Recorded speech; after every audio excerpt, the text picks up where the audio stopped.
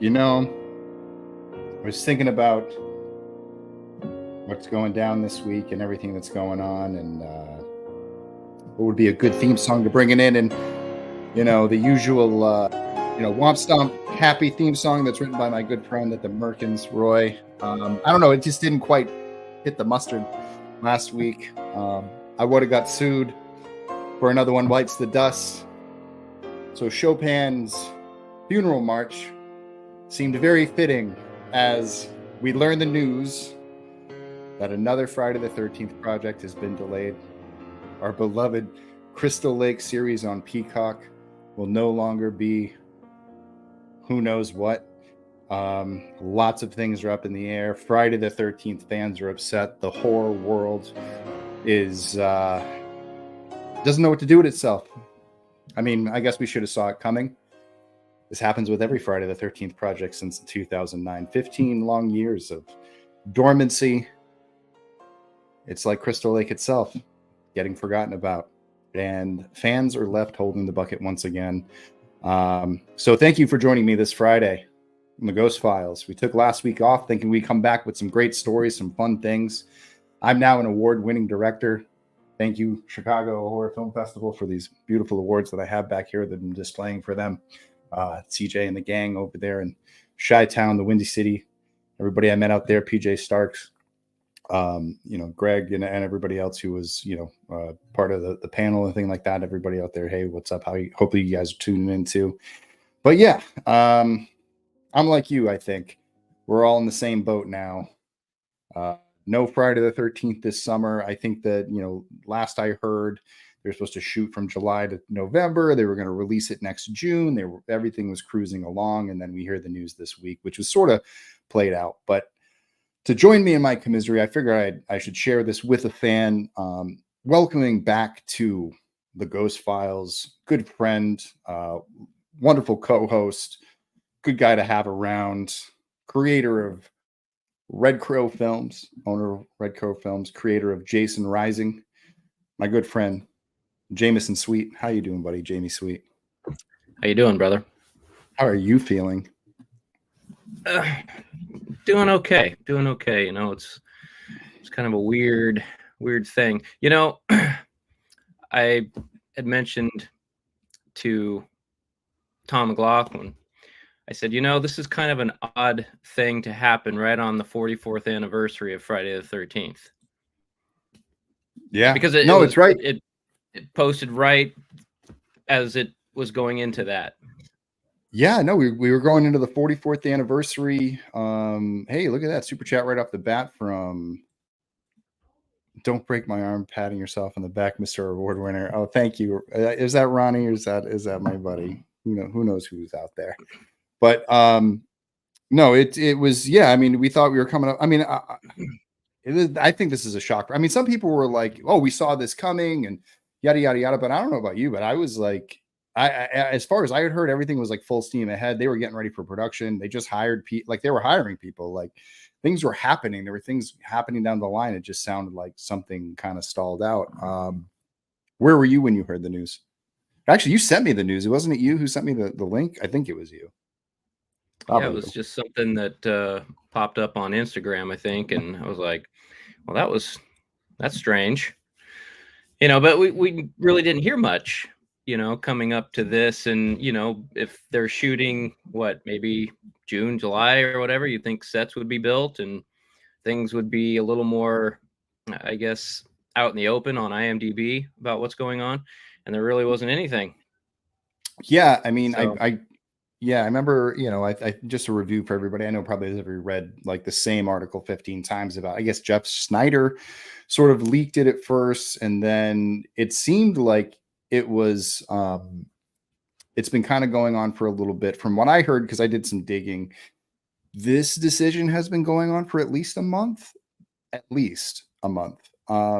And there were some things that were going on behind the scenes, and they were exploring different options and possibly different creative leads, or maybe something different. Who knows if we're even doing the TV show anymore? Who knows what that means? Because Peacock bought what Bryan pitched. And it was based on 2 seasons of what he pitched. So that changes the deal with there's so many things that are going to happen now that it's really ridiculous. Bryan followed it up with his statement basically saying that it's not the easiest thing to do to bring back, beloved franchises, especially when you're working in that type of environment. And that, A24 has chosen to go into a different direction, which was very vague. And wish this series the best, which I deep down, the guy's a fan. It makes you think kind of sort of, and so it leaves fans wondering, like, I mean, this is like PTSD. I mean, it's like it's happening again. This is very reminiscent of like 2017. You know what I mean? I remember when they were like getting ready to shoot and they were painting cabins in Georgia, and then all of a sudden it was like, ring sucks, so does Friday the 13th, get it out of here. And then it was like, and then it started that wave of like nothing because of the lawsuit. It never made it back to Warner Brothers without getting sued by Victor Miller first. And this was supposed to be our saving grace coming out of it. I mean, 2 years ago, we were all ready for this. And then I think my biggest fear was the SAG strike. During the SAG strike, I was like, somehow this is time for it to get infected and for people to get cold feet.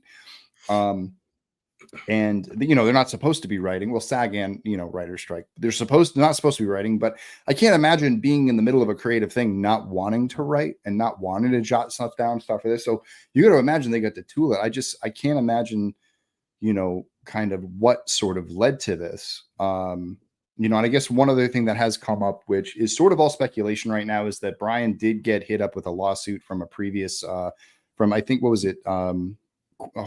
Queer for Horror or something like that. What was the name of that? Queer for Fears or Queer for Fear? Yeah. The documentary series. There was something between him and another person, logged complaints. I know that person got fired. Right now, it's all hearsay. But typically when you hear about things like that taking the person down, it's immediate. The fact that was maybe a year ago, more, you know what I mean, and that it sort of it never derailed anything happening up until then. I mean, Bryan Fuller was on Dead Meat a few weeks ago, and it seemed like everything was moving forward. I mean, he was definitely in high spirits. I know he shot Dust Bunny last year, and that he's got lots of projects in the grind and all that stuff. And it makes me think. I mean, James, what do you think? What's your thoughts about, like, where do you see this getting derailed here? Oh man, I mean, from what we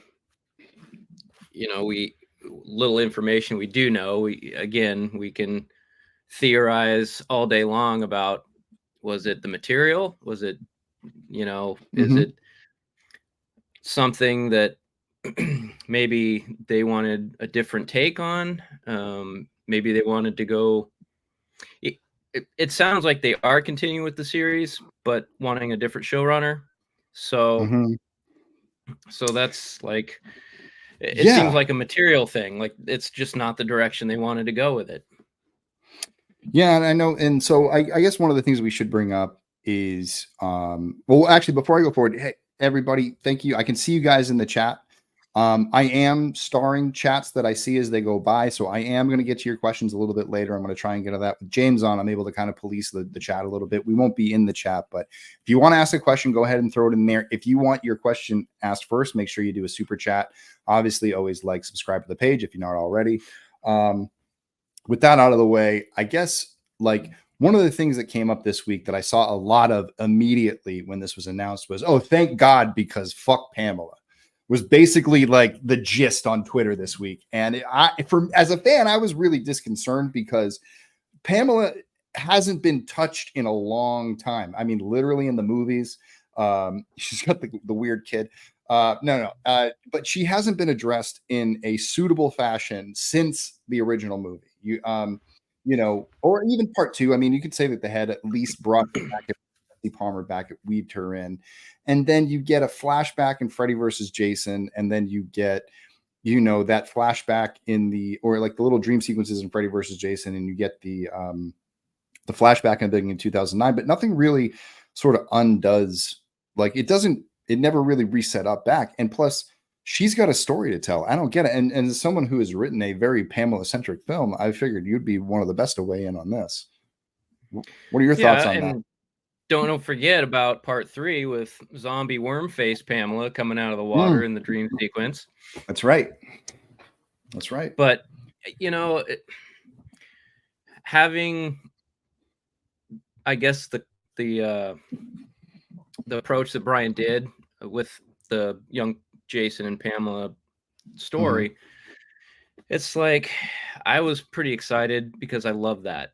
I love the first film. I love the lore, and I love the history that could be told, because there's a lot of story there that could really, I just feel like it could be really well done, especially like Bates Motel. Bates Motel was, when I first wanted to watch that series, I was like, I can kind of see where this is going to go. And then I started watching. I'm like, this is actually really good. Yeah. And a lot of it depends on writing and casting. And I think if it's written right and cast right, that story could be really fucking cool for Friday the 13th fans. And I think it's a shame if we don't get it. There's a lot of character development there, and I know people are like, well, Friday the 13th is just a dumb movie with no story, and we just need Jason being the killer. And, Dave McCrae brought up a good point on Twitter the other day when he was saying that if Friday the 13th wants to be good in now times, not the 80s when it was like pretty easy to wow the audience, now you have to like keep people invested. And Friday the 13th is not a film. It's a franchise. It has to build for a long period of time. So it's important for them to get the story right, because if they do it in a way that sort of, like, I look at the way Texas Chainsaw Massacre kind of handles it, and it's a very clunky retelling of the same movie every single time. And very minor detail switch, and everything is pretty lukewarm. And if that's what Friday the 13th does, it will be the safe thing, but it will be the lukewarm thing. And it won't move the needle. It won't get people reinvigorated in Friday the 13th. They might get one out and people be really excited because it's been so long. But what are they going to do in the next film? How's it going to carry over? How's it going to one up itself? Where's the story going to go?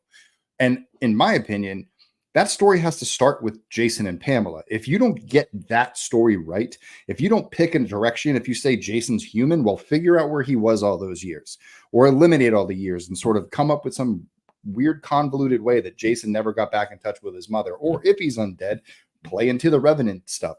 Show us some of that supernatural stuff. Show us him rising from the lake. That's a cool scene. That's cinematic. That's why we go to the movies, to see shit like that. Like, get that right, and then you can build a franchise off of it. Don't just think about it as a camp where kids once go. Think about who owned it. Think about the Christies. What's their history? What's the history of the camp? Is Jason the only accident? Is Jason the only person to go missing there? What happened before the camp was there? Look at some of the comics and the way that they explore some of the natives of that area. And what I found out in the research of some of the things is that apparently in New Jersey, there were no Native American tribes. Did you know that? No, I did not know that. Yeah, apparently, like, in this region, there's like no Native American tribes. So you could even come up with a story of the fact that like the natives knew not to go there. That's why they never traveled there. You know what I mean? It was this place they were told never to go. And then there we go. There's your classic white guy being like, well, I'm just going to walk headfirst into this pyramid, even though it's cursed and they say I'll die.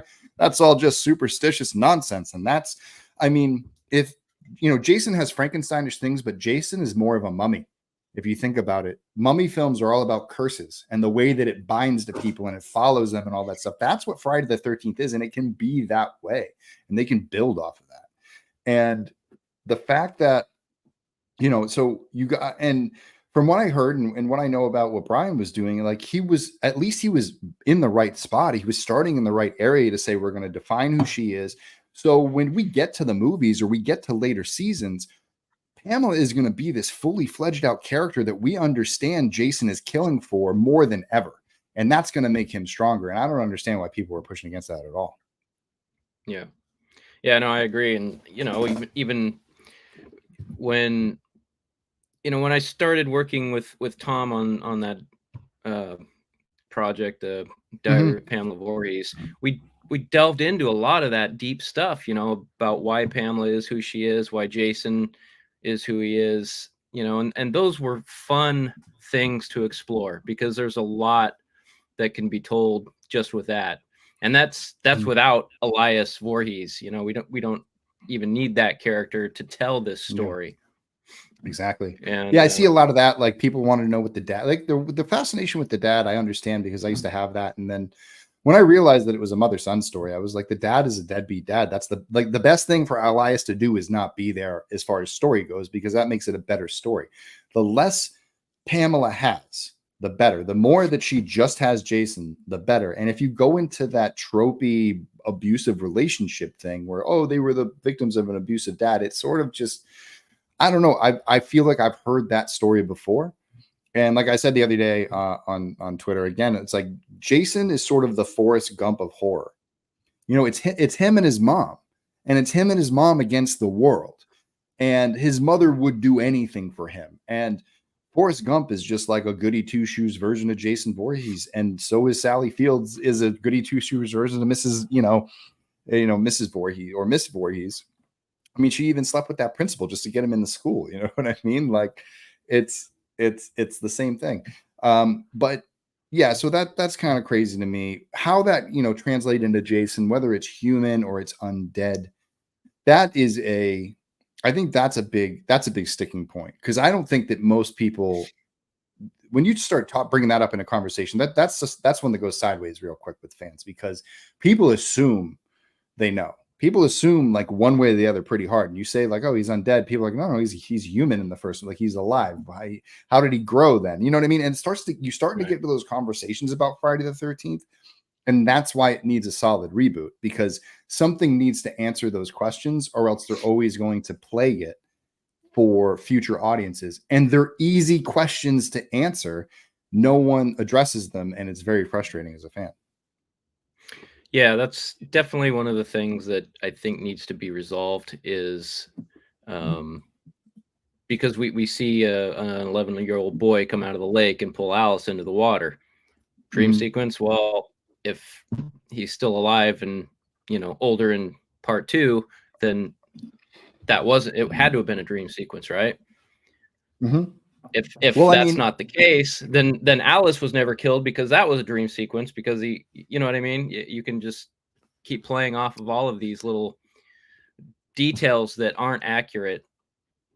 Yeah, and it's weird because in the first movie that's supposed to be a dream sequence, Jason is supposed to be dead, and that was just supposed to be, you know, a Carrie moment where it wasn't real. And then the second movie sort of treats it like, I mean, the way Paul tells that story, he says she, you know, the girl from the first movie, Alice, claims that she saw him. So they're sort of attributing truth and reality to it at that point. Now, this is Steve Miner and Ron Kurz, right? Wrote part 2.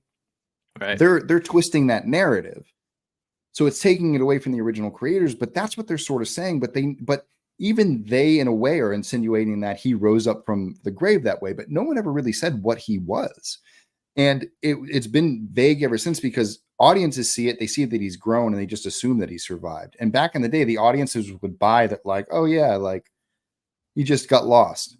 And she just did all that for whatever. And they didn't even care. They just were there to see the boobs and the gore and all that stuff, because that's what Friday the 13th was about in the 80s.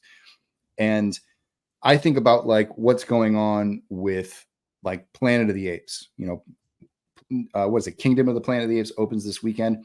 I think about that trilogy prior to it, Matt Vaughn, what he was able to do for that franchise, and how he was sort of to elevate this. You know, the original Apes is good. The other Apes are a little goofy, and you sort of have to be a big Apes fan to watch them. But he grew them up into something that was like profound. And I think that Friday the 13th has that potential. And I think we've seen it in the potential with some of the fan films. I know that Jason Rising has some stuff that's like really out there, but goes for it and makes it an interesting thing. But it's based on, you know, what was there. You worked off of things that, you know, were in the franchise that you know, fans knew, but it was an extension of it. And right. It's so weird to me that, you know, you can do Jason Rising, I can do the Never Hike Alone stuff, the countless other fan films that are out there, people coming up with ideas for Friday the 13th that are from all sorts of points of view and directions and doing things with the story, and studios can't come up with one to just decide upon. What do you think it is that's holding them up? What do you think it is that's like really making them stall and be like, oh no, we got to start from scratch again. Is it the pressure? I mean, is it like now that like it could be just too many cooks in the kitchen? You know, especially on the producer side of things, where the money is coming from. And if one person isn't on board with, I don't know. It's hard to say, because I guess I'd have to be a fly on the wall in some of those meetings, but it's tough, because I mean, look at how many iterations there have been, like you've posted before this, up to this. It's like we've had, some good ideas, some not so good ideas. And it's amazing how many times that when you actually see the details for one of these projects get released, like the ideas are not great. Like the CW show, that was not great. The 2017 movie wasn't great. I love the 2015 3D script, but there's a couple things in there too that are a little cringe. And it's like, it's really weird. I mean, I think that Friday the 13th is just so diverse in the way of what it means to people that it's really hard, I think, even for their producing team to be like, this is what Friday the 13th, like when you make a Halloween movie, you basically know what you're making. Like the origin story is locked in. There's no questioning it. Like you can always root back down to Loomis and Michael and Smith's Grove and Jamie Lee Curtis and Laurie Strode, and bam, you're off to the start. And Friday the 13th, you can pick, like people just pick random areas to come from. You can come from the Tommy Jarvis. You can come from this. You can come from that. And then they try to reboot it, and there's no central sort of figure that does that. And that's what would be nice for the new movie, is them to sort of, from the beginning, give us a character that is the equivalent of Alice meets Tommy. Bring that for a couple movies. Like give us a final girl that has to last through a couple of them, or figure out something else in the way that sort of happens. Like who is the through line? If Jason is the through line, tell his story, tell an interesting point of view from him, not so much like that movie that's coming out in a couple of weeks. Was it In Violent Nature, where it's just tracking him the whole time? But just that, it's Jason. What's Jason's experience here? And I mean, I'm sitting here, I have a trilogy I could pitch. I could repitch Never Hike Alone. I can come up with Jason X2. I can do all these different things, and I could pitch them in like 20 different meetings. And it's like the people who are running Friday the 13th, I don't think they know what they have.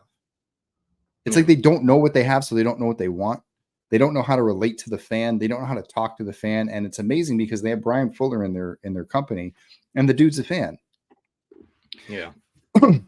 And so I wonder if, excuse me, I'm dying over here. I wonder, was it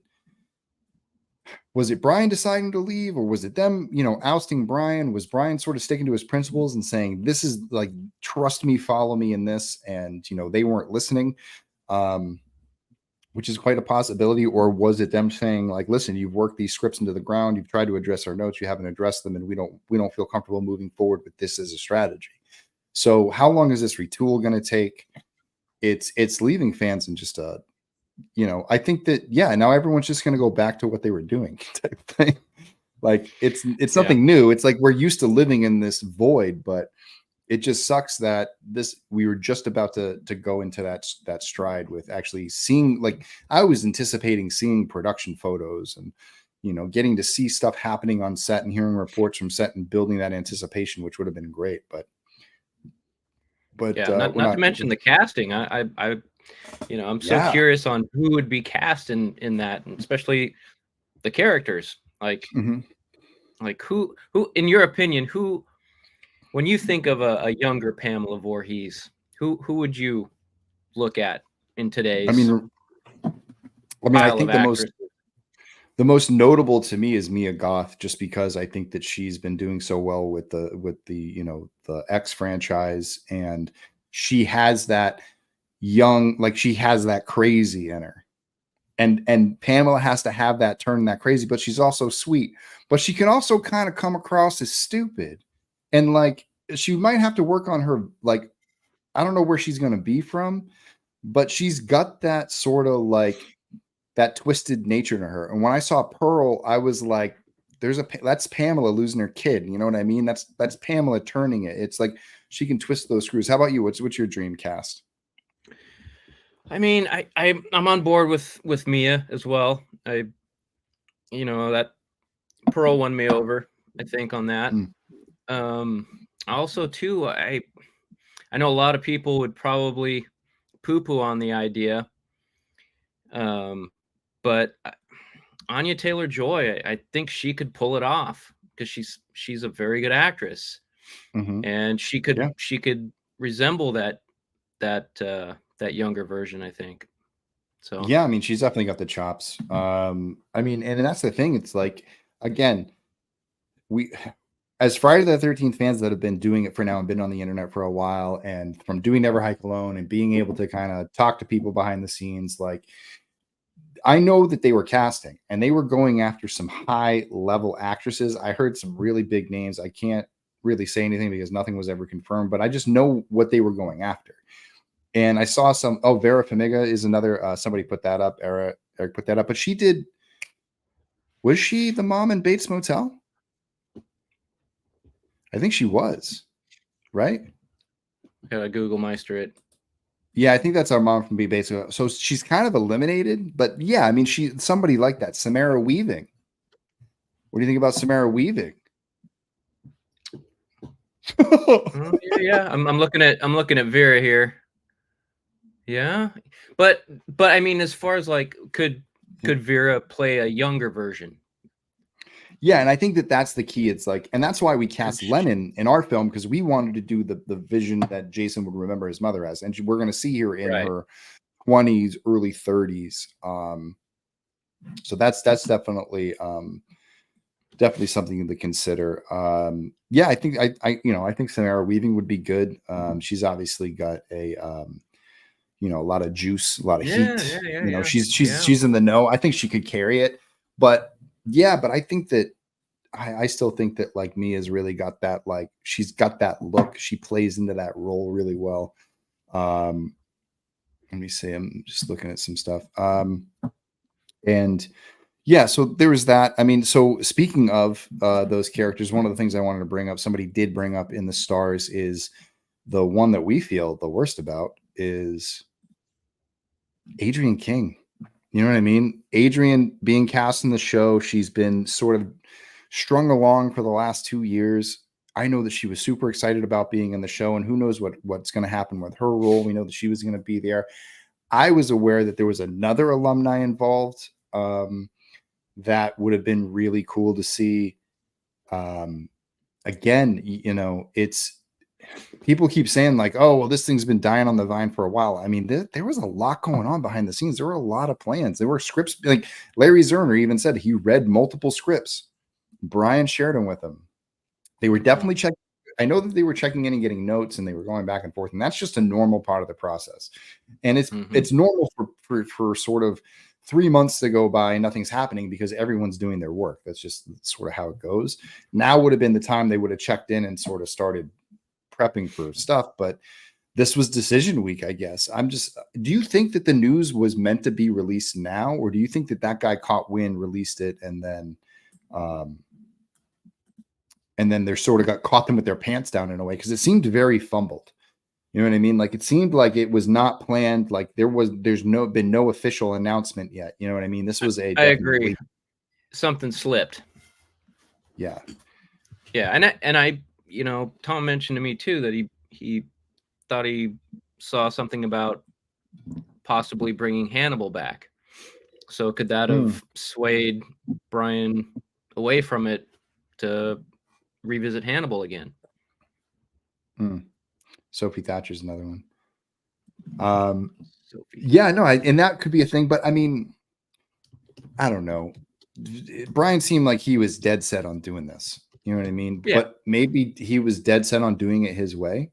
Maybe the fans did get to, maybe Pamela got Sonic the Hedgehog. Maybe there was literally no faith in a TV show about Pamela, because that was sort of the misconception, though, is everyone's like, oh, we're going to watch a TV show about Pamela. Why are we going to watch that? It's like, because it's like a single season and you're still going to have Jason in it.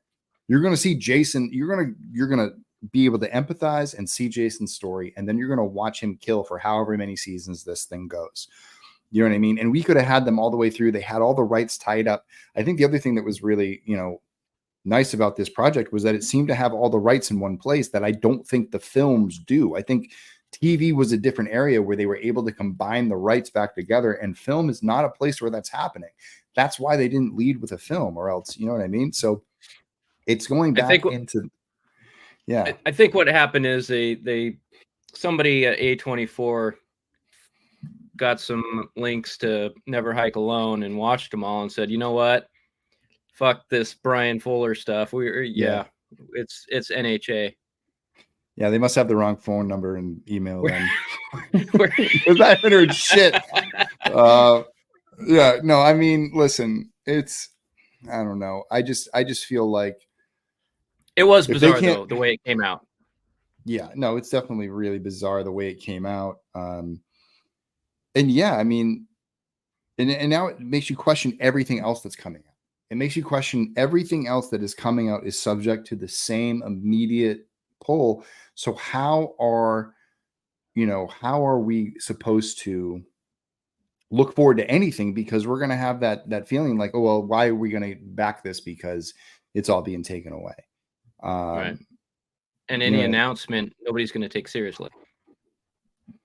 Yeah. And no one's going to take seriously because now it's going to be a running joke. So now the franchise has sort of been hurt once again by internally. This is all internal wounds. I mean, people keep, every time you talk to somebody about the delays in Friday the 13th, they jump right to the lawsuit and they skip the 10 years where they couldn't come up with an idea. Literally.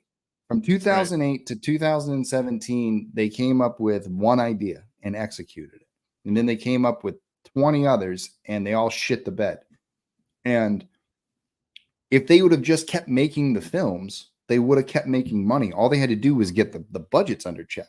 And they could find people to do that. And if they want to do that, give it the old Texas chainsaw treatment, and just pump out these low budget overseas sequels, they could have been doing that. So they're obviously, like, people keep saying, well, just make it dumb and blah, blah, blah. If you go 15 years and your answer is to make it stupid, then why the hell didn't you make it stupid 10 years ago? All right. What took so long? Because they did, like 2009. Yeah. yeah, there is that. I mean, that film is pretty cringy. But you can't blame them then, because that's all they knew. What 2009 taught us was that the formula was DOA, that it wasn't doing the same thing that it did before. The franchise still brought back the people, but the formula doesn't quite hit. It doesn't quite have the same taste. They've changed the recipe, or people have just got a more established taste. There's more hormones in the beef.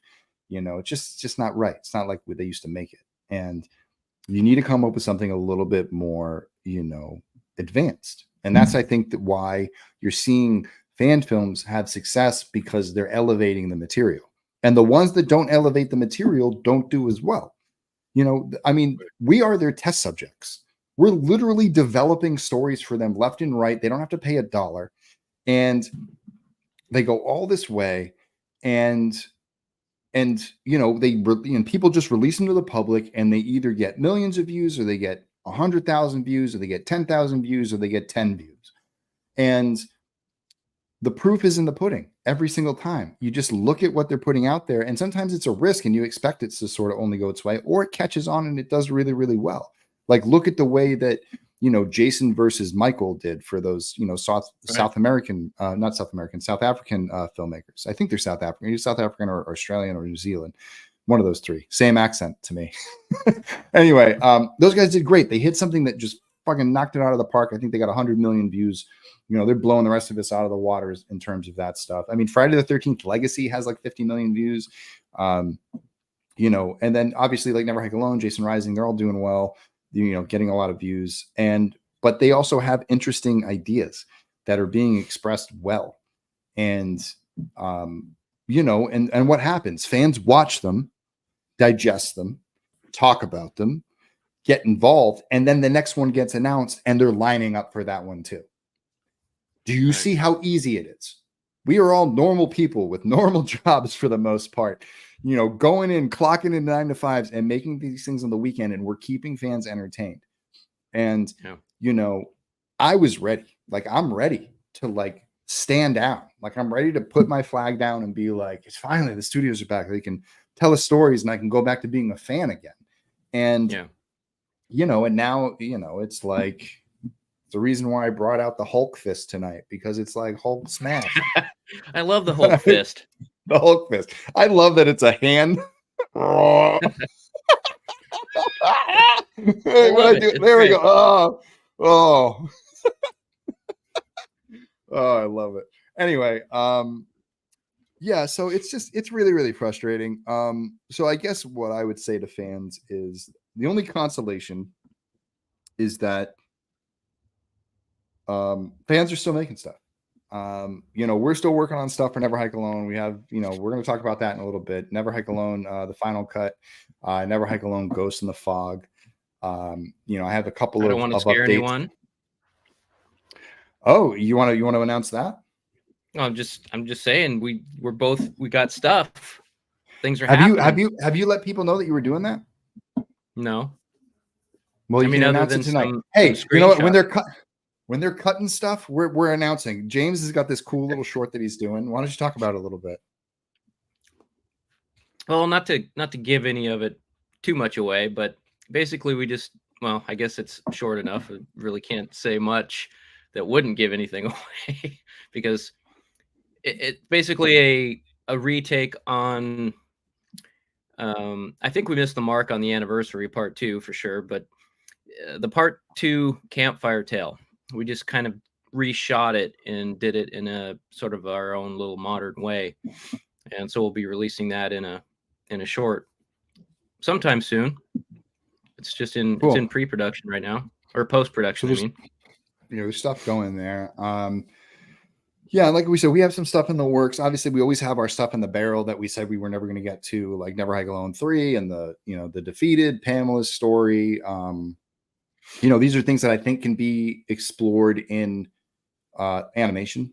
Never Hike Alone 3 can be shot for a very small budget because it is back to it would go back to the Friday 1 formula. So we could shoot it with a small team, shoot it with a small set of cameras, do a lot of the groundwork and a lot of the character building with a small group, and without shooting like crazy stuff, and then come in with a couple, 10, if we had $100,000 for that thing, we'd be able to do some crazy stunts and have some fun with that. But that's not on my radar right now. But we do have some stuff in the immediate radar that we'll get to in a second. But I think now is a good time. We're going to jump into some comments. I've been flagging some stuff along the way. So let's see. We're scrolling on up. Mitch the Ripper says, if anyone else is worried about this retooling sounds like the usual pattern, cultural dead zoning, like done to DC, Marvel, Star Trek, Star Wars, Halloween, and Disney. Yeah, no, I think that he's right. I mean, I think it's like Friday the 13th it lost its luster with that pitch because it got announced 2 years ago. And now I've been in a studio when the project's art has been up on the wall for 3 years and everybody's kind of sick of looking at it. And it's like it doesn't have the sheen that it had when you first got there, and you're still working on it. And it's like this thing that you're pushing through to try and get approvals for, and it's no longer fun. And maybe that's where it got to, and that sucks. And a lot of that has to do with things that were out of its control. So the writers in SAG strike had this negative effect on this project. I can guarantee it. And it's one more reason why that is just going to be another year I'm going to try to just forget. Like Sam Haynes Knight said, sounds like Adrian isn't sure if she's still involved, but if I had to guess, she's out too, but I hope I'm wrong. Adrian said it's been a rough week for us campers, and she was so right. Yes, we agree. And I wish I had some Crystal Lake wine here to toast with Adrian, because I know that you must have been super proud when Adrian got back in and being able to establish that relationship with her. Did she talk about it with you at all? Yeah, well, I mean, she didn't really go into details much, obviously, because of, I'm sure she has an NDA on the whole thing, but I chatted with her a little bit, and just I was super proud that and congratulated her that she was on it. And I was super excited for her because, she'd been campaigning to get back to Crystal Lake, like, she has been. And I was just excited for her because it's huge, especially since the fact that, I mean, how long has she been really connecting with the fans over all these years? And for her to be able to get back on screen in an official Friday the 13th, series or movie again, I don't know, that'd just be really cool. Yeah, no, it just, I don't know. Just, I kind of had an idea what was going on there, and I just think it was kind of there. I think that she was going to get her due, come back as Alice, and be able to sort of live the life of like, what if that beginning of part 2 never happened, but that end of part 1 did in a way, and that she was sort of living that and trying to figure out what's there, or maybe they carried it over to generational thing, but that would have been something. They're not killing my franchise. I want Friday the 13th to come back. Same thing with me, Steve. We'll figure it out. Fans are going to keep it going. Ronnie wants to know what everyone's having for supper. What did you have for supper, James? I haven't had that yet. Oh, it's kind of early for you. Still sick. Yeah. What did I have? I had some watermelon. I haven't had dinner yet either. I actually had a softball game tonight. I came home from that's why we started late tonight, baby. It's softball season, ding dong season. I got my first home run, wood bat league. Still got it. What are you doing? What are you first base or something? No, I'm a left center. I'm an outfielder. Still outfield. Still got a gun. Still hit bombs. I was 1 for 4 with a home run tonight. I lined out and then I popped out twice like a friggin' idiot. And then ran around, get some catches. But good thing I've been running and stretching and stuff like that, because like the first year I came back and played softball, I must have pulled my like hammy like 12 times. Like every time I ran for a ball, I was like, God damn it, shit. Just all season it sucked. So shout out to any softballers out there going out and hitting the field. Have a good season. Be safe. Ronnie I'm going to come back to his insult about not breaking my arm in the back. Let me grab one of these bad boys. Let me grab the one that's fun. Oh shit! Here we go. Here comes the trophy, boys. Yeah, award-winning, baby.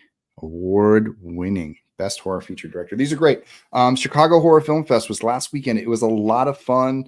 Saw a lot of great films. Red Night at Skies won Best Feature, very much deservedly so. Met the filmmaker Greg behind that. The lead actor.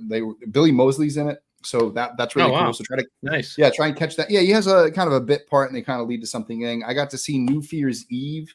PJ and Eric, the 2 directors, are there. Really great guys. Midwest filmmakers. They've been doing it for a long time. They ran an Indiegogo for that. I think they raised like $93,000. Let me tell you, there's like, I think literally 40 people die in that movie. Wow. They got 40 kills. They did it. They got all on screen. All on screen. I mean, some wacky shit. I don't want to give anything away. There's actually 2 kills. It's funny. PJ and I went and talked after because we each saw our films respectively, almost like back to back. There's like 2 identical kills in both of our movies. We both had like the same exact idea. We just executed it in like wildly different ways. But it was really, really cool to see those guys. So I just wanted to use that to shout out there. And then I also wanted to shout out the New Bedford Film Festival, where Tom also won Best Actor there. So Tom took home Best Actor at New Bedford, took home Best Actor at Chicago. Ashley Covington and RYVE Creative took home Best Poster for Never Hike in the Snow. I mean, Never Hike Alone too. And then I got Best Director, which is pretty cool. I've never won a directing award before. Awesome, all these years. Yeah, all these years I've always been sort of disqualified because of fan films, and it would have been nice, I guess, but hey, finally someone was like, hey man, we noticed what you're doing. So thank you, CJ, and all the volunteers there. Blake is here from All the Good Names Are Taken, and he says that when he heard the news, he made the same face as George Bush did when the classroom found out about the Twin Towers.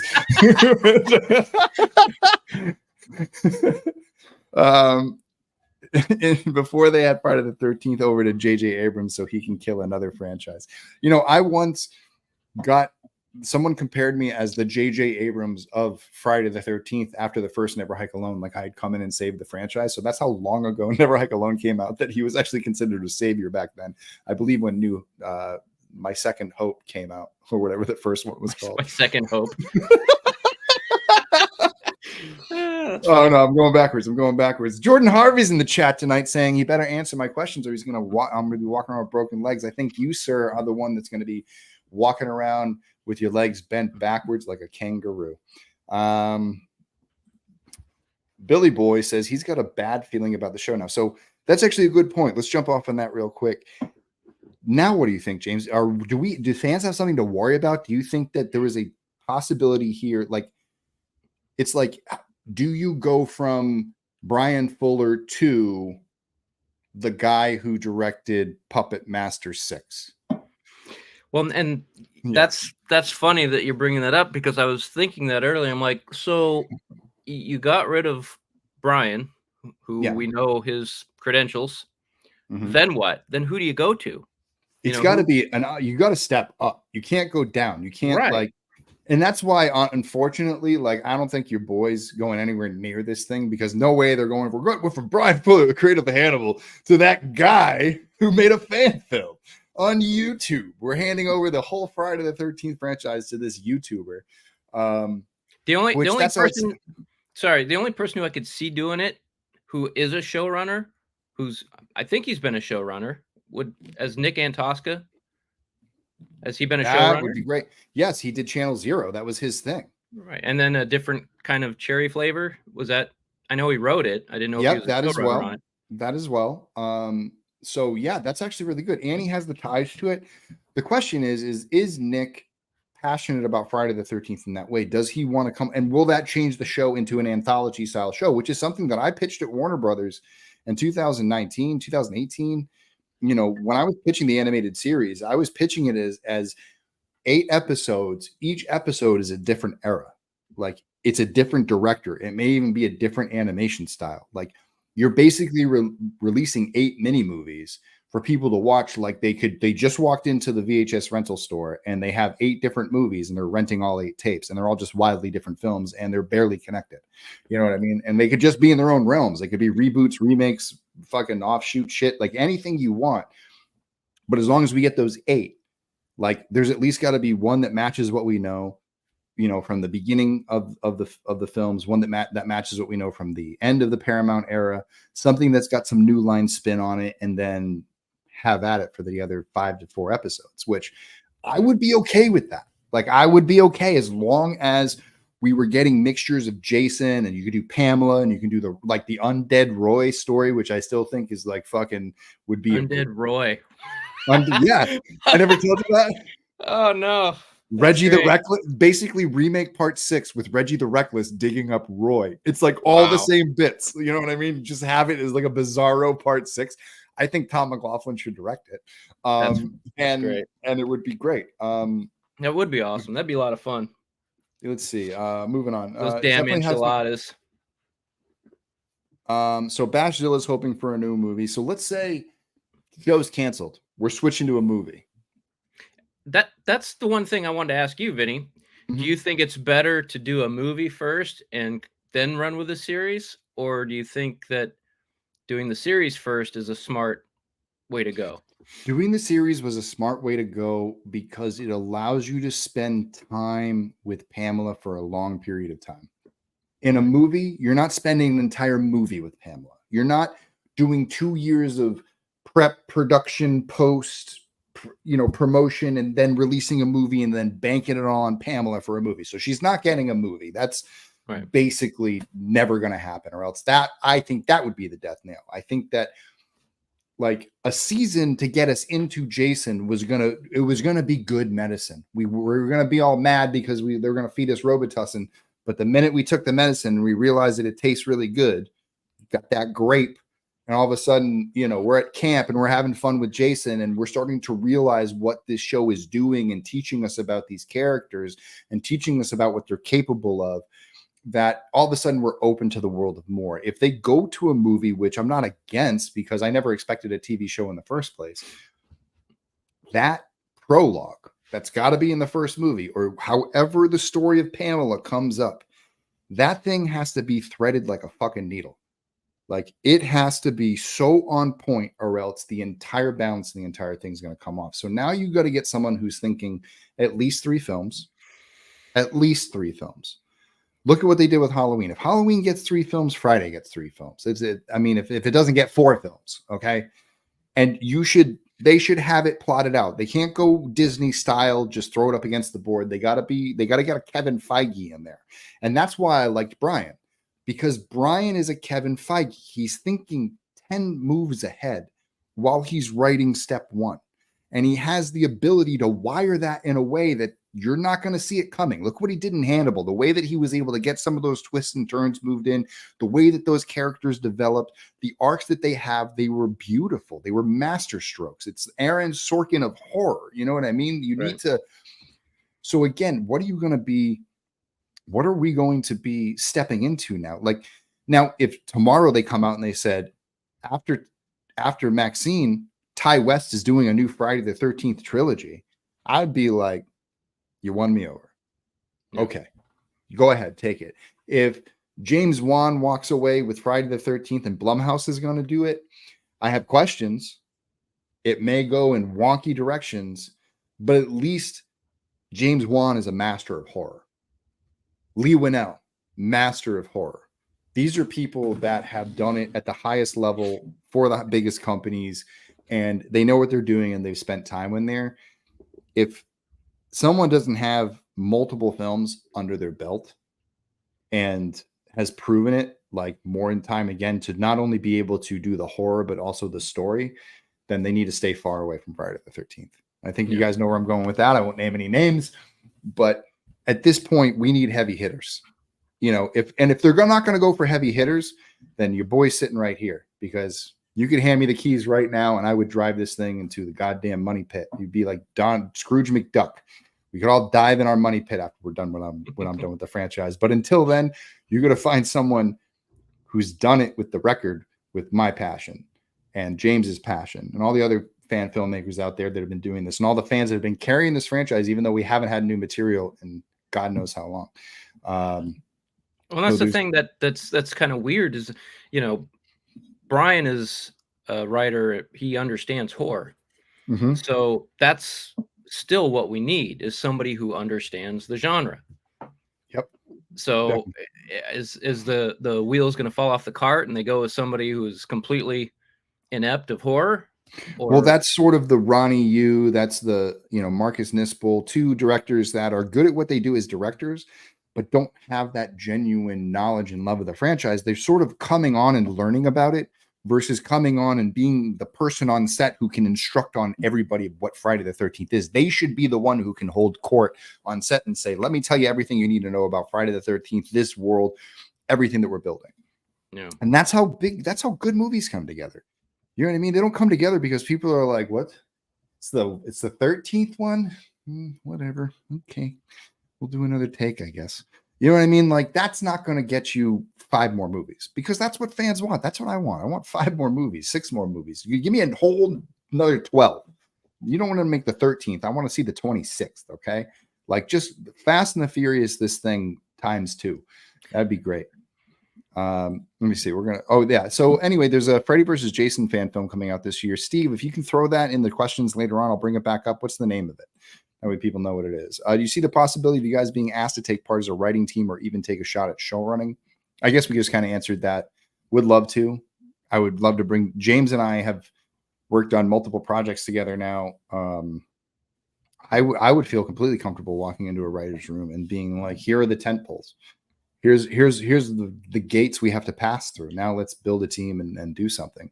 I just don't have the experience of putting together a writer's room and running it in that sense. I've done it for animation, but and for fan films, obviously. But at the end of the day, like, if you build a good writing team and you have good tent poles, the writers are going to generate. And the show, you just need a showrunner who actually can like pump out those pages. So I think that would be a kind of a big thing. Let's see. Mitch has something. True fact. It can still be a Friday the 13th film with stories and characters that make sense. It doesn't have to be a super high drama. Just make sense. And I think that's that is the underestimated challenge, because it's a simple story, but it's also easy to fuck up. Because watch how many people fuck it up all the time. They fuck it up in the main franchises. The fan films kind of go off, and they sort of pull you out of the movies, and it goes off. It's funny because everyone says it's such a simple formula to follow. Then why is everyone having such a hard time with it? It's the simplicity, but the simplicity has to be done with the right tone and care. And I think the first movie does it in a way that really sort of sets the bar. You know what your aim is. You know where Pamela has to get to. So I don't understand why people aren't reverse engineering that. You know, look at what's there, reverse engineering, put it, like, take it apart and put it back together, but build it better. But yeah. So that's, how about you, James? You're a great example because you deconstructed Pamela in a way to have her come back. What was that feeling like, or what was that thought like when you first thought of like Pamela rising from the grave? It was, I would say, very scary, because you know that you're taking a huge risk, especially being a fan film that you already have a fan base for something. You're either going to completely shit all over everybody's thought of what Friday the 13th is, or they're going to go, "We salute you. That was great." And it was one of the things that I had to have was a good effects artist to pull it off. Because if I couldn't pull it off, having zombie Pamela with the head chopped off, it wasn't going to work. So I think a lot of things can be done well if it's executed properly. It doesn't matter. We can tell a Pamela story if it's executed well. Bringing Pamela back from the dead as a zombie, I mean, it was just kind of a, nerdy, Evil Dead, geeky kind of thing for me. But it was great because we still were tethered to the original first story. I feel that we are still tethered, especially with Adrian. Mm-hmm. Well, yeah, I mean, but you found a way to sort of, you elevated that part that like brought Jason out, also brought Pamela out. So why wasn't Jason, like, wasn't Pamela sort of part of it? And I'm just marking some stuff here for good. There's so many good questions. We have like 39 things we got to get through, so we'll jump through them real quick. But basically, what I was saying was the way that you sort of were able to take that element that was there and have it. So you take that risk, you take that risk of saying, okay, Pamela is going to come back, but the imagery, the instant imagery of it, you know what I mean? Like and that's what won me over. As soon as I saw Pamela rising from the grave, I thought, like, why not? If Jason can do it, why can't she do it? And then the headless corpse of it all. And, and then you think about that and you have something that at least like when it happens, it's cool. Unlike, what we're going to have Jason do? Body hop. And when somebody goes to body hop, it's going to be a snake that jumps from one person's mouth to the other. The visual of that itself is silly and dumb. Yeah. And so, you know what I mean? It's like, for me, it's like all you have to do is visualize it. And the minute you visualize it, whether it's good or not. Because as a director, and as you are, we're tastemakers. Like, we're the tastemakers on set. We're the ones that say something is good or not. And we have to be able to ride that line and say it's good. And so, it's amazing that that Friday the 13th has struggled with that for so long. I'm going to jump through a couple of quick ones right now. Someone was just saying based on our fan films. That would be nice if they wanted to base stuff on our fan films. Mardina had a great thing. I think they should play up Crystal Lake as a place where strange things happen. And if I heard Bryan Fuller correct at one moment, he mentioned that his Crystal Lake was going to be a little bit of a Twin Peaks, which again, put that in perspective with Friday the 13th and Twin Peaks. They fucking go together so well. The missing girl, the weird shit that happens around town, all the stuff that's sort of like, come on. What were you guys thinking? You let that slip through. Yes, and we agree. Betsy Palmer was the great thing. Davey was talking about Mrs. Gump or Miss Gump. She wasn't that goody two shoes. I did mention that. Blake says the curse. Allie thinks we do it better. everybody's talking about the curse. I mean, how about you, James? What's your feeling about the curse? What is it? Is it just with Pamela and Jason? Does it exist outside? Is it the area? I feel like most fans have this sense that like something's fucked up at Crystal Lake. What's your view?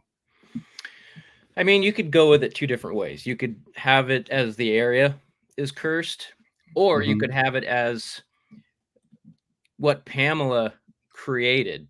She created that lore, that with everything that she did is poisoning the water, burning the cabins.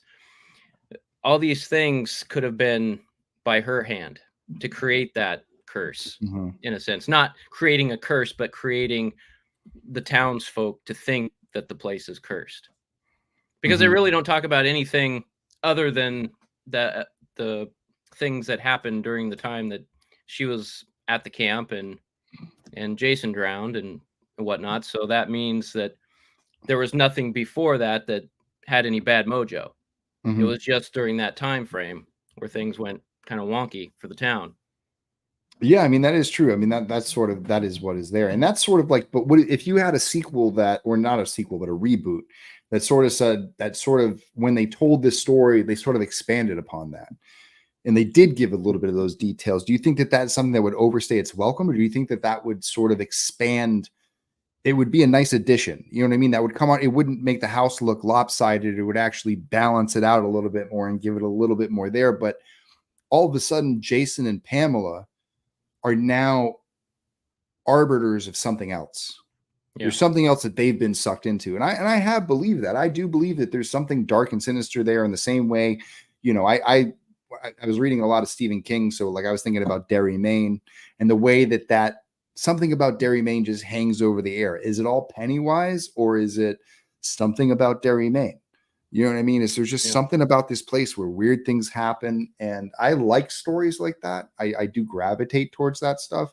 I wouldn't be against, I think that, like, I've always said that there's stories to explore with the Christies founding the camp in 1935. Or were they the ones who bought it? How did they get the land? You can tell fun stories about that, about maybe they did something shitty. Maybe maybe it's been cursed since the beginning because the Christies were the ones who sort of got it by ill-gotten gains. It was something that they did that was real sneaky. It was real Ozarks level bullshit. And, and ever since then, they've sort of like that family, because it like, that was the other part of it too. It was like the Christies were cursed. You know what I mean? There was something about the Christies being cursed themselves because they kept burying their money into it.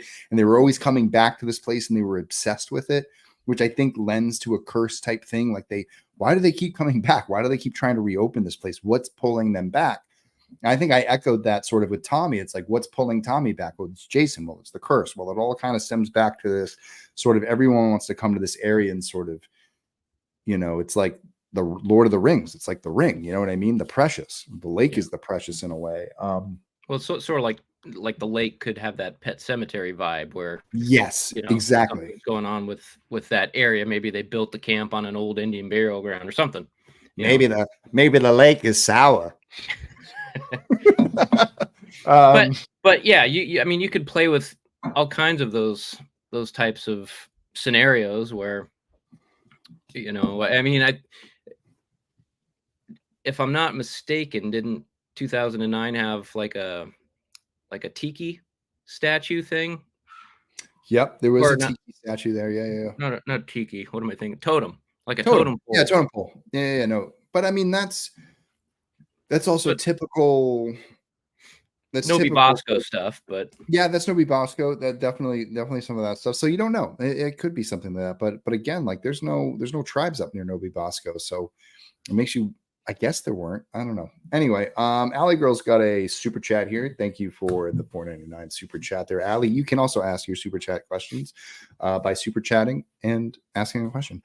She wants to say congratulations on the award. Thank you very much. Can you talk about the process of putting the score together for Never Hike Alone 2? How did it work? Ryan Perez Dapple is a genius. Let me see.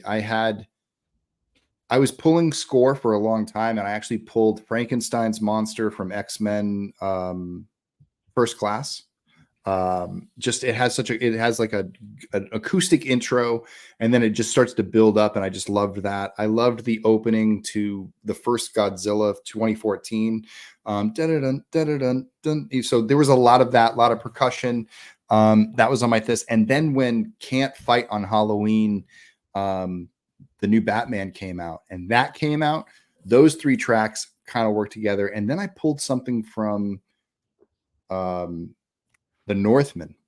There was a track from The Northman that I pulled that ended up being sort of the saving grace, and I can't remember the name of it, but it was sort of that idea, and that's where the opening suite came from. It was, okay, bring back Never Hike Alone 2, but I want to bring something that's more epic because this is a fight movie, and we wanted to treat it like a kaiju movie, like it was 2 monsters battling. So that was really sort of the essence there. And then when we talked to Ryan about it, it was really just sort of like we had themes for Never Hike in the Snow. We had themes for Never Hike Alone. They had to live together in the same movie because Diana had a theme, Tommy had a theme, Kyle has a theme, Jason has a theme, Rick has a theme. So let's make them all play nice in one world. A lot of the stuff was always based on the same note structure, I believe, is what Ryan told me. And he was just mostly changing tones and adding different elements. I think there was more brass. I think I asked for more brass in this one. I think the only thing specifically I asked for were the when the nurse is getting killed, I asked for like some of those like vocals from The Omen where it's like this whole like that type of stuff. I just wanted that in the background while that was going on because it was my demonic Renaissance painting. So that's really sort of a lot of the ideas that went into the music. And Old Fence was picked out, I want to say 2 or 3 years ago. I knew that was going to be the ending of the song. And I'd always show it to people, be like, I would pitch the Never Hike Alone. I'd be like, and then the bubbles come up and we fade to black. And then this song comes on. And then everyone would be like, oh, that's fucking perfect. So it was figured out for a while. So there's that. Blake asked another question. What do you think happens between parts 5 and 6? How does Tommy get Pam his truck? He shanks her. He gets her in the hospital and he's like, give me the keys. And then he takes the keys and he takes off. I mean, he never got charged for the crime because back then, good sir, masculinity actually meant something in this world, and a man could get away with crimes. Just ask OJ. But no, I don't know I don't know. She probably gifted him the truck because she didn't want to get murdered. How do you think Tommy got the truck, James? Well, wasn't that the same one from what's her name was driving from? Well, that's 5? What he's saying. Yeah, Pam had it. How did he get it from Pam? Did he buy it off? Yeah, did he take it from her? Oh yeah, that Pam. Yeah. I think he was just borrowing it, probably, or just jacked it for the night, because he was still at the institution, right? Well, yeah, I think he escaped. Yeah, maybe he escaped. Maybe it was the institution's truck. It wasn't Pam's truck. You never know. Mitch, Friday the 13th, Crystal Lake's reputation for deaths and disappearances inspires a nut to invite a group there to enact revenge and blame the reputation. But Jason shows up. I think that is what Here Comes the Night is, right? Have you seen Here Comes the Night fan film? Are you asking me? Yeah. I saw the first one. I think that's sort of what happens. There's like a fake Jason and then a real Jason shows up. Yeah. Anyway. It's kind of, yeah. I saw that one. I saw the second one. It was a little different. Had a little different vibe to it. Yeah, it starts to get like another storyline starts to kind of develop out of it. They sort of change direction. Yeah. But that might be something to do. Another running for somebody to take over the show, Mike Flanagan. Mike Flanagan, I think, is more of a Nightmare on Elm Street guy. I wouldn't put Flanagan is, he's not necessarily like Mr. like Jason slasher horror. You know what I mean? He's ghost, paranormal, otherworldly horror. I think that's sort of his thing. Because what was the film with like the deaf girl?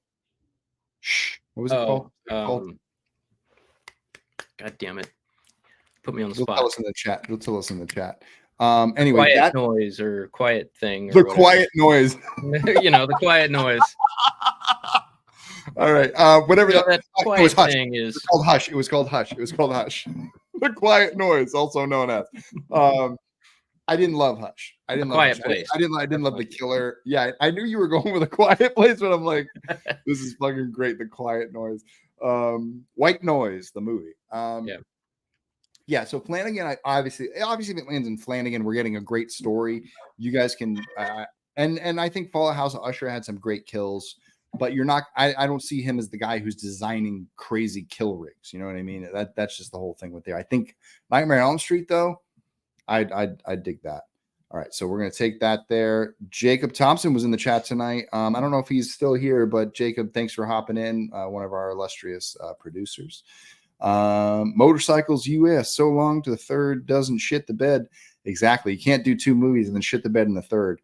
That would be the challenge. But like I said, if you set it up early, if you know the third movie you're making when you're making the first movie, things can get really good. And I'll tell you this, while I was doing Never Hike in the Snow and I knew I was making Never Hike Alone 2, I always knew I needed to get to that moment where Jason was going to be at the bottom of the lake.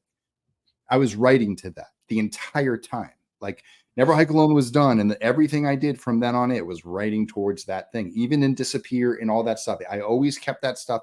It can't fuck up the ending. It can't fuck up the stream. It can't fuck up the timeline. It has to fit these events, or else it doesn't make sense, and there are continuity errors.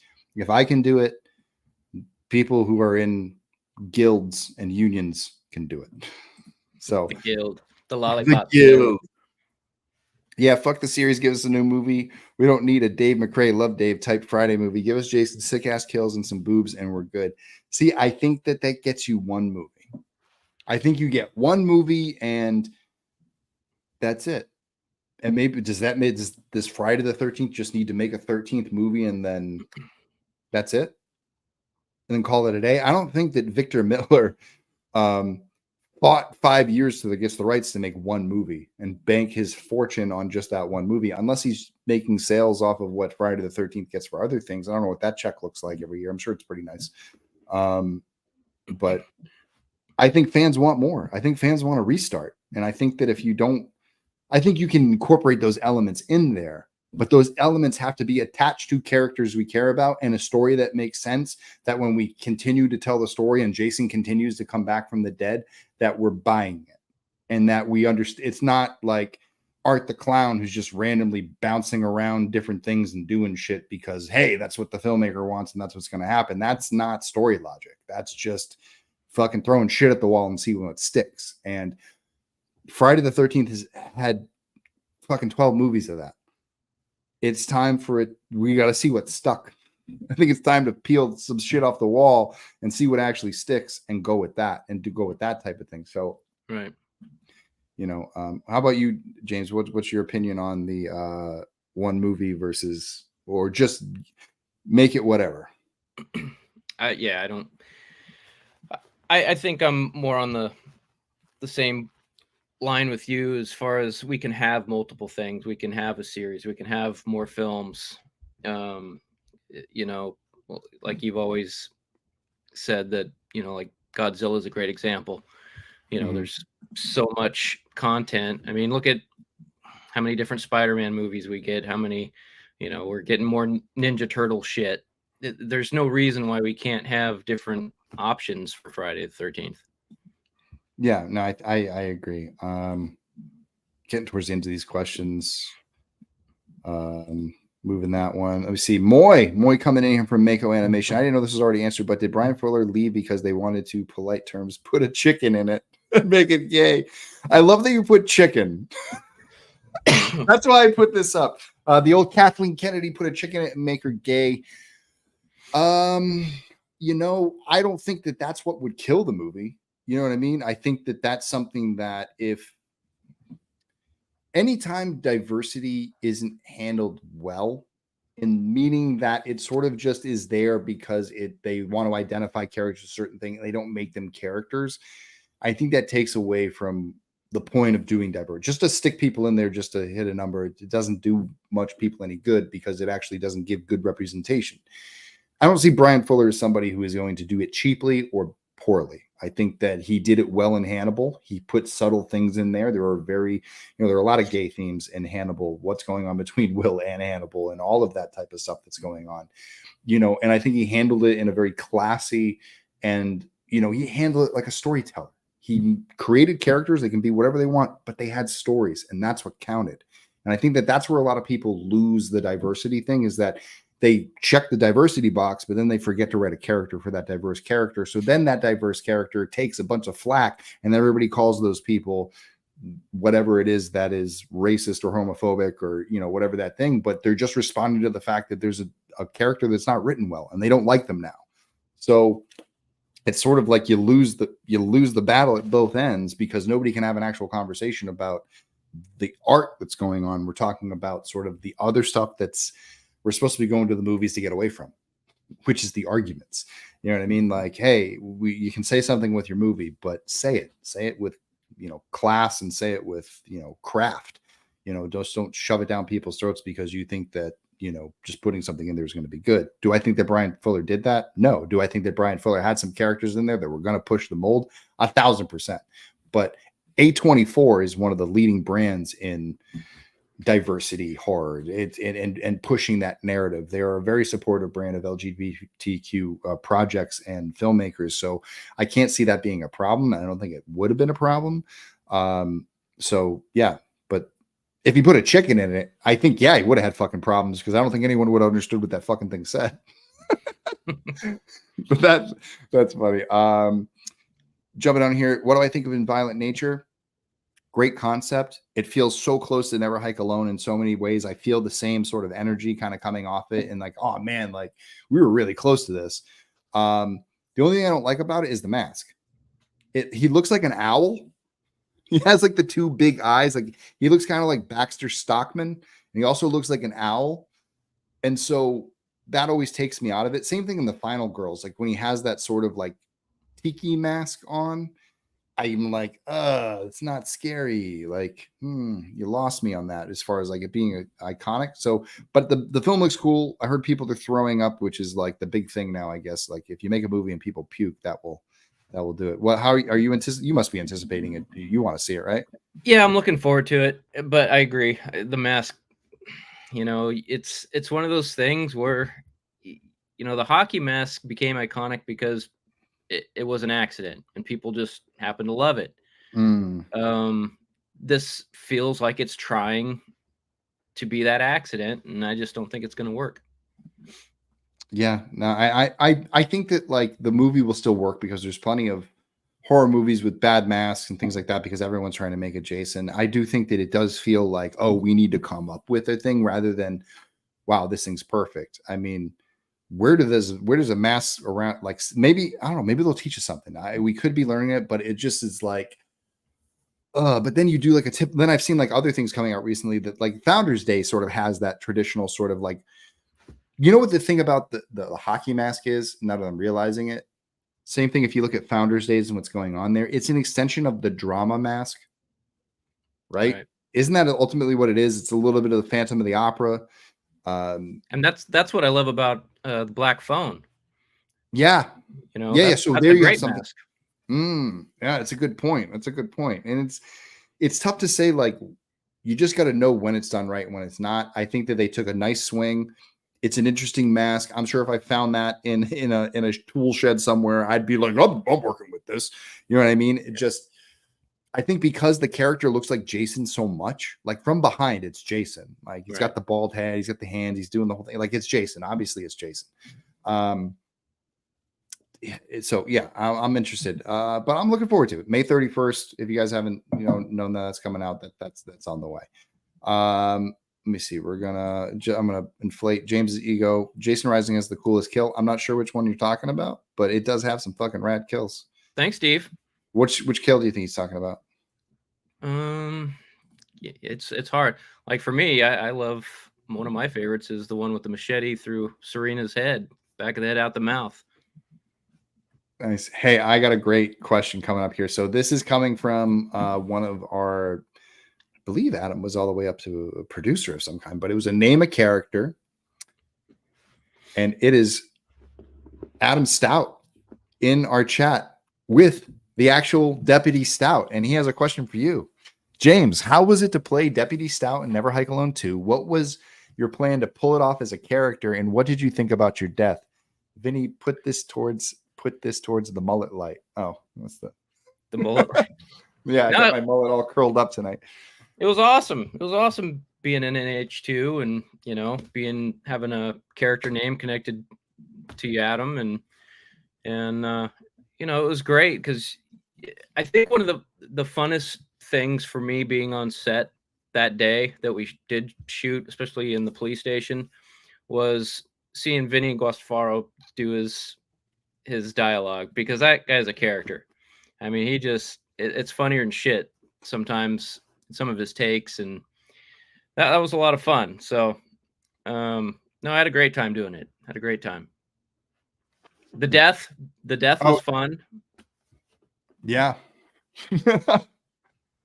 Yeah, it was, you know, it was half dummy, half you. And then we kind of like fudged the punch through the chest at the end. That was one I always look forward to, because it was always an extension of the part 6 kill, where he punches Haas's heart out.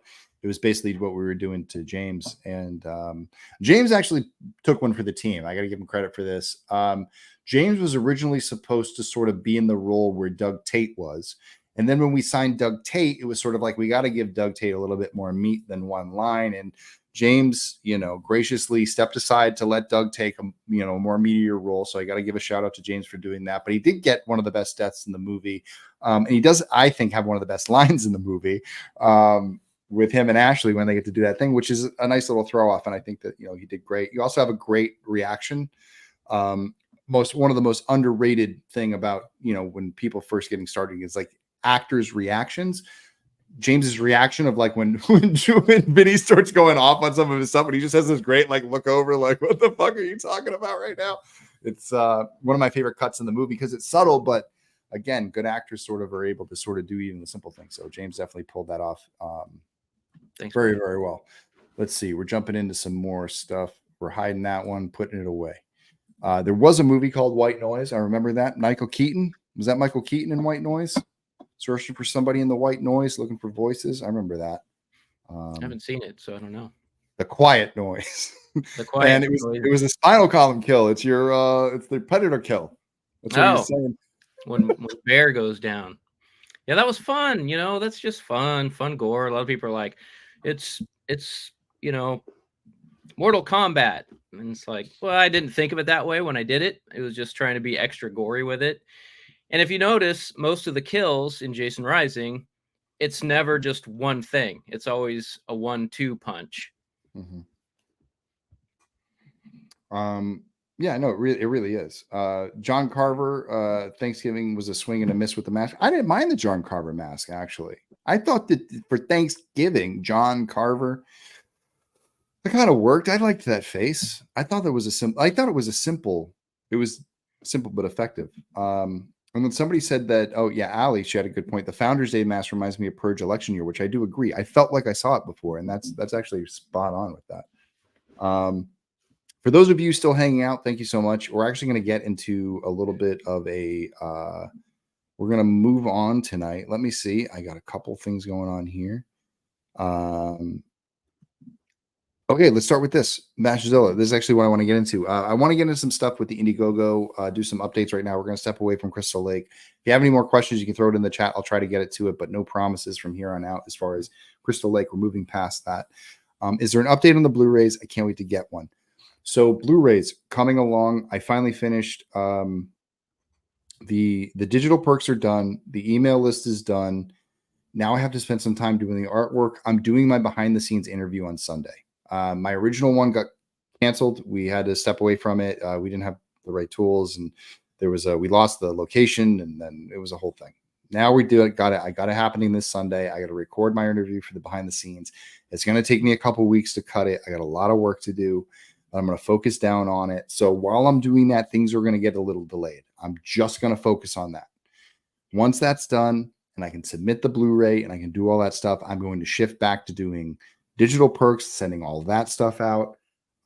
If you hit me up and you really want something, if you're watching this chat, hey, there's 32 people here. I don't have 1,000 people watching just yet.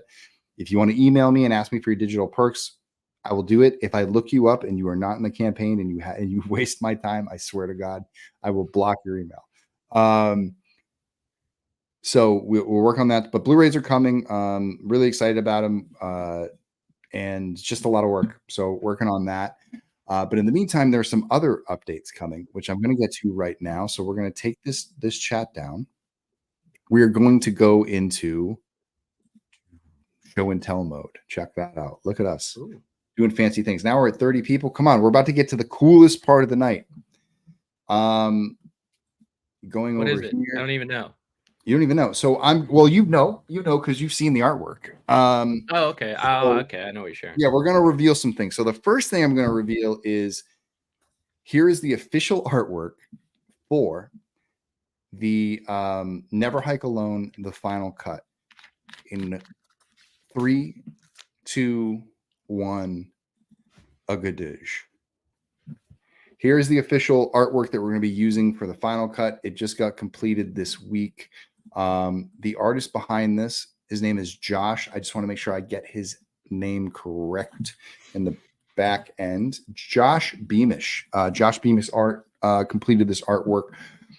Loved what he did. Obviously Ghost Jason in the middle. We got the shrine, at the bottom.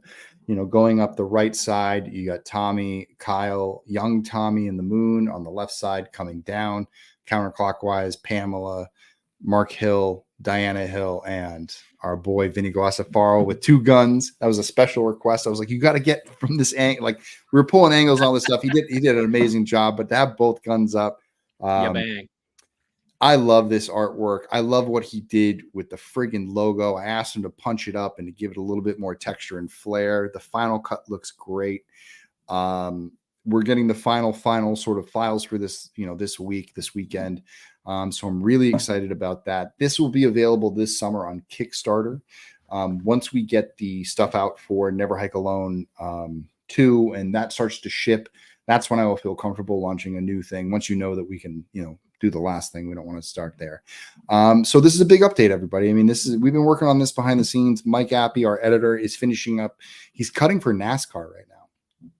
So you got to let him finish doing what he's doing. We'll get we'll get back to work on the final cut. James, you got any thoughts on this? What do you think? You like it? I love it. Have we done the good thing? I love the head shrine and the candles on the shoulders. I think that's really cool. Yeah, no, that was one of the when we did the early design. I think his first pass had it had Jason there. It was another picture that I sent to him as a reference for Jason. He kind of slug it in. And once I saw this, I was like, holy shit. You know what I mean? Like I was like, once I saw like the layout the first time, I thought about this angle on the shrine that we had built in Never Hike in the Snow, because everything's on the table for this. So, we can pull from all 3 movies for artwork. I was like, no, this would be perfect. You put that under here. Never Hike Alone sits right under it. He did a fucking bang up job. For the Friday the 13th fan thing, hanging out above it was I didn't expect him to do that, but actually it works where it's at. And it just feels like this is 8 years of work right here, man. And I'm really pumped with what he did.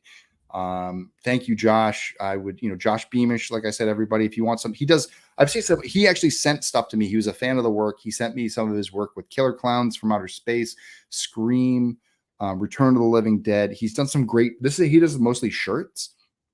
This is going to end up on a shirt. This is going to end up on a poster. This is a great shirt. This is going to end up on a poster. I don't think we can pin this. I think this maxes out what we can do for a pin. But this is going to be great on a shirt. It's going to be great on a poster. I've been thinking about putting it on a flag. Great flag to hang in a horror den, I think. I just got to figure out what the prices are for that. Let me see. I'm going to go into the chats. Let's see. What do we got here? Everyone's loving it. Jordan Harvey, no legs broken for you. Nice job, Josh. Oh, that's good. I'm glad that Adam likes it. You guys are the ones who are helping fund it. This is great. Perfect. I love it. Awesome. James is getting lost behind the comments. Sorry, buddy. Okay. Slick artwork. Bam. Hey, Fachi Cinema's here. Hey, what's up, Fachi? How you doing, man, Matt? Hey, Fachi. Let me see. Hey, Adam's already ready to get back on there. Jordan wants a t-shirt and a hoodie. You could do Never Hike Alone on the chest. Holy and then the shit. Image on the back. That is true. I have to figure out who can do that. I got to find a good thing. We're gonna have these soon too. These came out. This is actually a test print. These are coming out pretty rad. Loving these. I was about to super chat and say, put it on a shirt and hoodie. Damn you! No, it's all right. You can come up with something that's fine. Let me see. Waiting for the next movie. So that's okay. Hey, wait. This is a good throwaway. So waiting on the next movie. So we have revealed the artwork for this. One thing we've been a little quiet on is Ghosts in the Fog. Well, I am glad to say that we have been working away behind the scenes, and I say we, mostly the good folks at Mako Animation, my partner over there, Juan Rivera, Moy, who's there, and the team working under them. They're doing a fantastic job on what I'd say, speaking of retooling, that's sort of what Ghost in the Fog has been going through, is a little bit of a retooling. We looked at the artwork. We looked at sort of what we were doing. You know, we were trying to get something done in the middle of just chaos last time. And Mako took a second pass at everything. And I got to say, everything that I have been seeing has been amazing. And I wanted to share a little bit with you. You know, originally I was just going to hold off for a while. We weren't going to show anything. We we're going to wait for the campaign, get a real big package together. But share with it.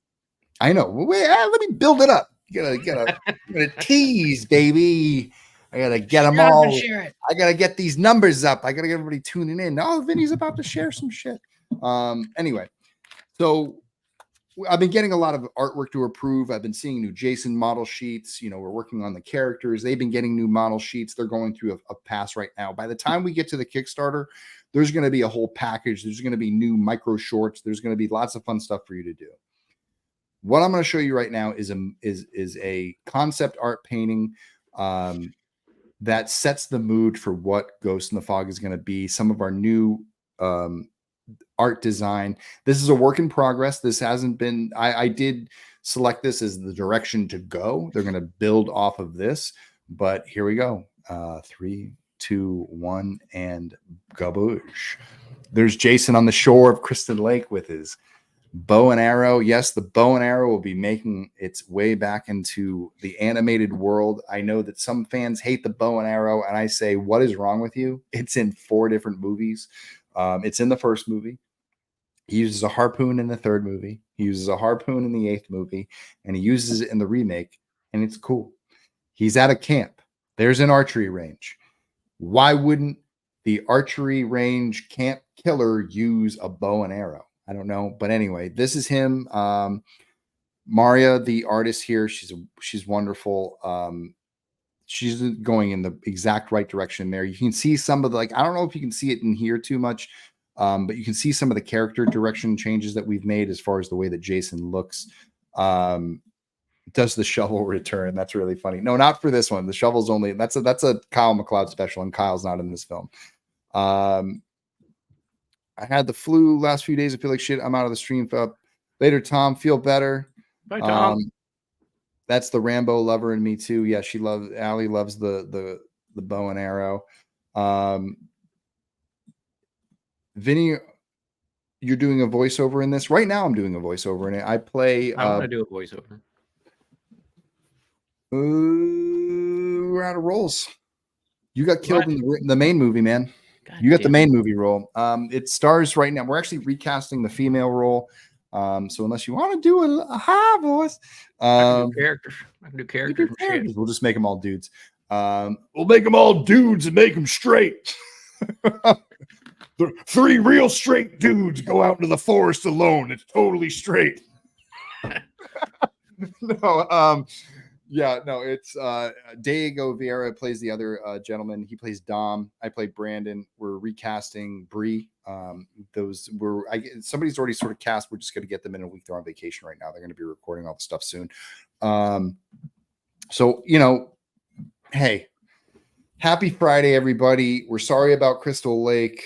It's a real bummer, but we hope that, seeing some of this artwork will give you a little bit of a better week, a way to end your week, to see that there's stuff coming up.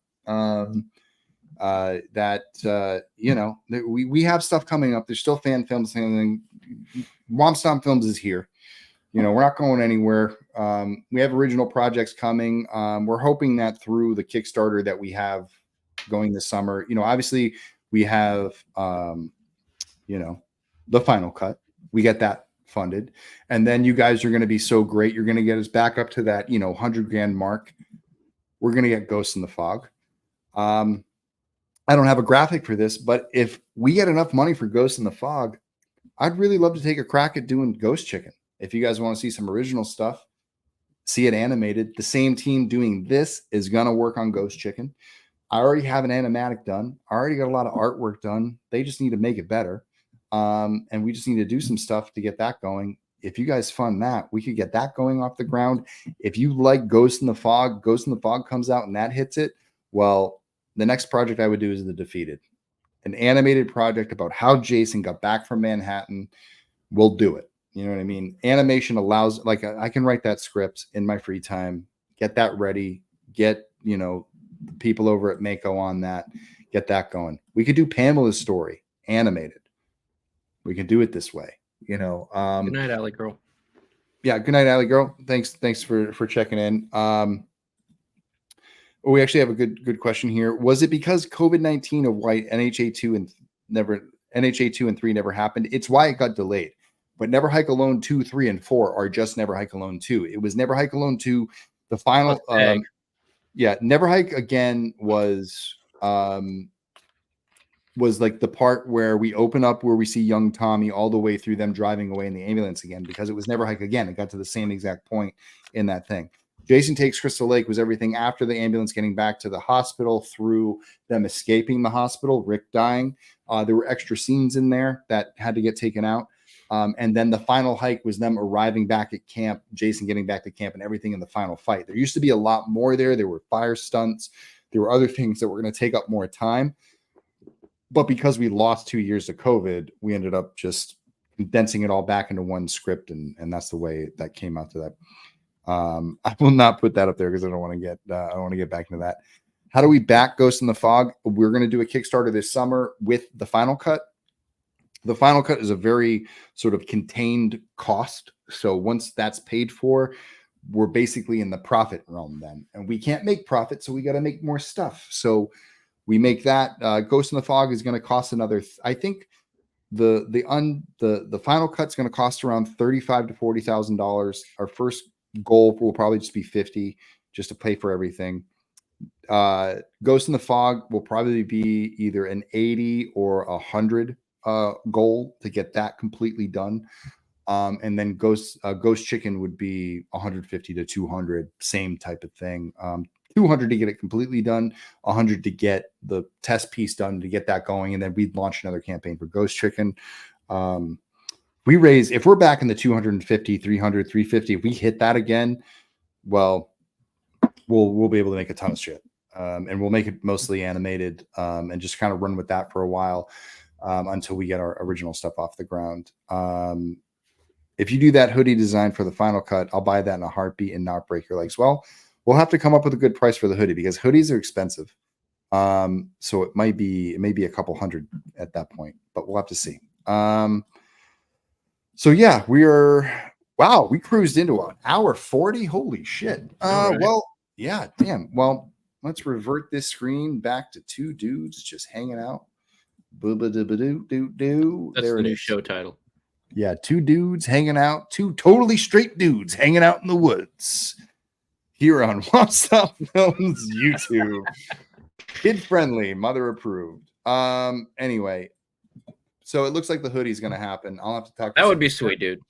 I'll have to talk to some apparel people. I dig the hoodie. I dig the hoodie too. So let me think. Again, let me just throw another shout out to Chicago Horror. Thank you so much for a wonderful weekend last weekend, to everybody that I met out there, CJ and his team and everyone out there. Was that your impression of Robert Downey Jr.? I don't even know what I did, but maybe. It wasn't a true impression, but I guess I'll add it to the repertoire. I'm just going through the last comments. Yeah, I think that's it. James, what are you up to this weekend? Anything good? Packing. That's right. James got a new house. Congratulations. Everybody give him a round of applause. Yeah, I'm packing. Good. He's packing. Totally straight, not packing fudge. So that's great. So let's think. I'll probably be back next week. I don't have any plans next week. I think next Friday we'll be back for the Ghost Files. We'll get back on our originally scheduled program. And we'll pick a new topic. I'll pick a new guest. I know some of the guys from we watched a movie want to come on. I'm sure I can strum up Dave McRae. Maybe Tom McLaughlin wants to come on. Bryan Fuller's not doing anything. I'll reach out to him, see if he wants to come on and explain what happened. Explain yourself. No, let's leave Bryan alone for a while, guys. I'm sure he's not happy with this result. But